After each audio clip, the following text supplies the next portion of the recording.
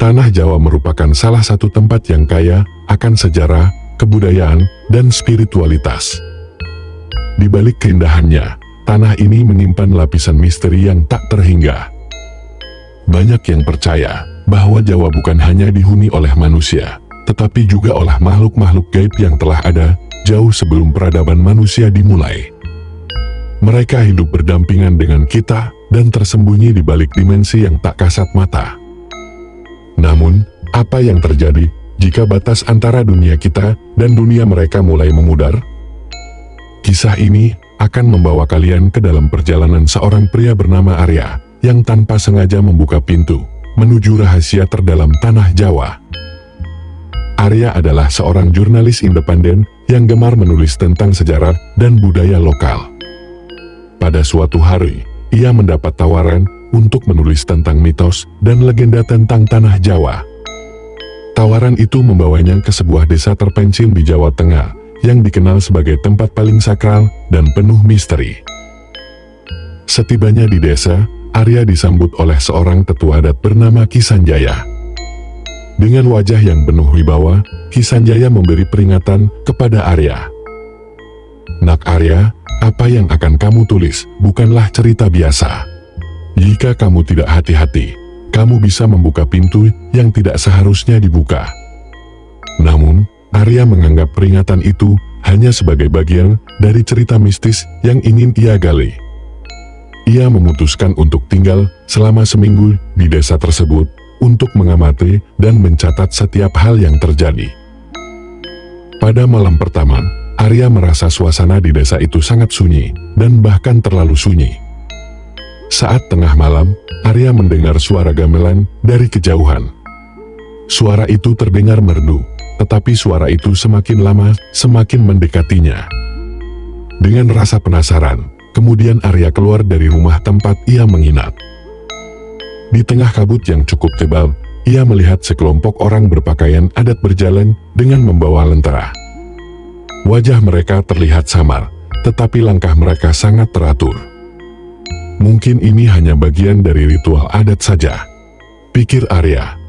Kemudian, ia mencoba mengikuti mereka dari kejauhan. Namun, semakin jauh ia berjalan, suasana semakin aneh. Pepohonan berubah menjadi lebih besar, seperti hutan yang belum pernah ia lihat sebelumnya. Tiba-tiba, semuanya hening. Suara gamelan pun menghilang, dan ia hanya mendengar suara napasnya sendiri.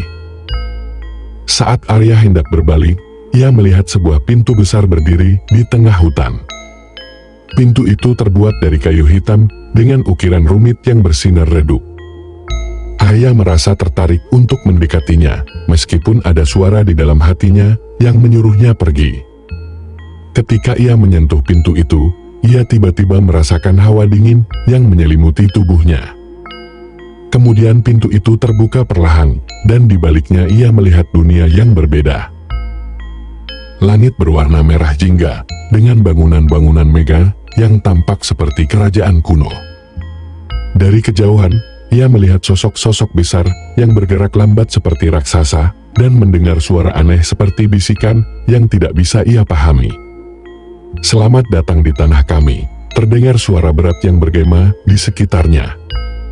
Setelah mendengar suara itu, Arya merasa tubuhnya kaku, seperti tidak bisa bergerak. Sosok yang berbicara kepada Arya adalah makhluk tinggi dengan wajah yang tidak sepenuhnya manusia. Ia menjelaskan bahwa tanah Jawa pernah menjadi tempat tinggal bangsa gaib yang kuat, jauh sebelum manusia datang. Mereka memiliki kerajaan yang besar dan peradaban yang maju. Namun, ketika manusia mulai menetap di Jawa, bangsa gaib ini pun lebih memilih untuk menarik diri ke dimensi lain. Meski demikian, mereka masih menjaga wilayah tertentu di tanah Jawa sebagai bagian dari perjanjian dengan para leluhur manusia. "Kalian manusia terlalu sering melanggar batas. Ini akan menjadi peringatan bagimu," kata sosok itu. Arya hanya bisa terdiam, dan ia pun merasa tubuhnya semakin berat, seperti ditarik kembali ke dunia nyata. Dalam sekejap, ia sudah berada di depan pintu kayu tadi, tetapi pintu itu kini tertutup rapat dan tidak bersinar lagi. Setelah itu, Arya kembali ke desa dengan kondisi tubuh yang sangat lemas. Ia menceritakan suatu hal yang sudah ia alami kepada Ki Sanjaya. Ketika mendengar cerita itu, wajah Ki Sanjaya pun berubah menjadi serius. Kamu telah berhasil masuk ke dunia mereka. Mereka membiarkanmu kembali, tetapi jangan pernah mencoba mencari tahu lebih dalam lagi, ucap Ki Sanjaya. Arya mencoba mengikuti nasihat itu, tetapi rasa ingin tahunya terlalu besar. Kemudian ia memutuskan untuk menulis pengalamannya dan mempublikasikannya. Namun, sejak artikel itu diterbitkan, Arya mulai mengalami banyak kejadian aneh. Barang-barang di rumahnya sering berpindah tempat. Suara gamelan yang ia dengar di hutan kini terdengar setiap malam, meskipun ia tinggal di kota besar. Bahkan ia juga sering merasa diawasi oleh sesuatu yang tak terlihat. Pada akhirnya, Arya memutuskan untuk meninggalkan pekerjaannya sebagai jurnalis. Ia pindah ke sebuah desa yang sangat terpencil dan hidup sederhana, yang jauh dari dunia modern. Sebelum meninggalkan kota, ia meninggalkan pesan kepada teman-temannya.